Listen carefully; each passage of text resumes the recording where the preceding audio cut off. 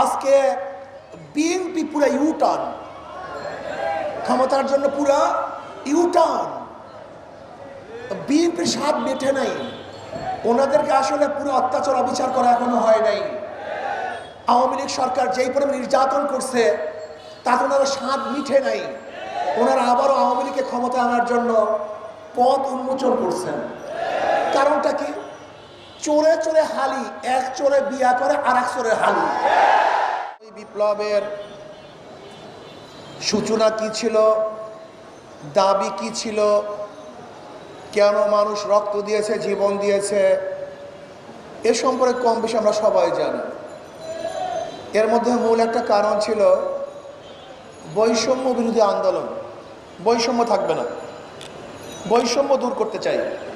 ৭১-এর পর থেকে ৫৩ বছর পর্যন্ত যারাই ক্ষমতায় ছিল তারা বৈষম্য দূর করতে পারে নাই, তারা মানুষের অধিকার প্রতিষ্ঠিত করতে পারে নাই। ৭১ থেকে ২০২৪ পর্যন্ত যারা ক্ষমতায় ছিল তারা দেশকে দুর্নীতিতে ৫ বার চ্যাম্পিয়নশিপ করছে। তারা লক্ষ লক্ষ কোটি কোটি টাকা বিদেশে পাচার করেছে। যারা ক্ষমতায় ছিল বিচারবিহীন বহুত হত্যা করেছে, বহুত গুম করেছে, বহুত খুন করেছে। যারা ৫৩ বছর ক্ষমতায় ছিল বহুত মা বোনেরা ধর্ষিতা হয়েছে। যে বৈষম্য দূর করার জন্য আন্দোলন করেছিলাম, সংগ্রাম করেছিলাম, কিন্তু আজও শ্রমিকরা তাদের অধিকার আদায়ের জন্য, তাদের ন্যায্য প্রাপ্তির জন্য আজকেও রাস্তায় আছে, আন্দোলন করছে। আজকেও শিক্ষকরা তাদের অধিকারের জন্য আন্দোলন করছে। আজকেও হাজারো জেলেরা তাদের অধিকারের জন্য আন্দোলন করছে। গার্মেন্টস সেক্টর বলেন, শ্রমিক বলেন, মজদুর বলেন, চাকরিজীবী বলেন, পুরুষ বলেন, মহিলা বলেন, মিডিয়া কর্মী বলেন, যত প্রকার, যত ডিজাইনের, যত পেশার মানুষ বাংলাদেশে আছে সবাই বৈষম্য শিকার। ৫ই আগস্টের পরে ভেবেছিলাম এবার বৈষম্য থাকবে না, এবার মানুষ মুক্তি পাবে, মানুষ শান্তি পাবে, মানুষের অধিকার প্রতিষ্ঠিত হবে। কিন্তু কি দেখলাম? ৫ই আগস্টের পরেও আবারও বিচারবিহীন হত্যা, আবারও কি দেখলাম? চাঁদাবাজি, আবারও কি দেখলাম? খুন, জুলুম, অত্যাচার, দখলদারি, আবার মিথ্যা মামলার সয়লাব, আবারও সন্ত্রাস, আবারও গুন্ডামি, আবারও বদমাশি, আবারও অত্যাচার, আবারও অবিচার। তার মানে আমাদের আন্দোলন এখনো শেষ হয় নাই, আমাদের সংগ্রাম এখনো শেষ হয় নাই, এখনো বৈষম্য দূর করতে পারি নাই। ৫ই আগস্টের পরে অন্তর্বর্তীকালীন সরকারকে ভেবেছিলাম দেশের মাটি এবং মানুষের দিকে লক্ষ্য করে দেশ পরিচালনা করবেন, কিন্তু ওনারা কি করতেছেন? কোথার থেকে সেই ফারুকি নামীয় কোথার থেকে এদেরকে নিয়ে আসছে, উপদেষ্টা করেছেন।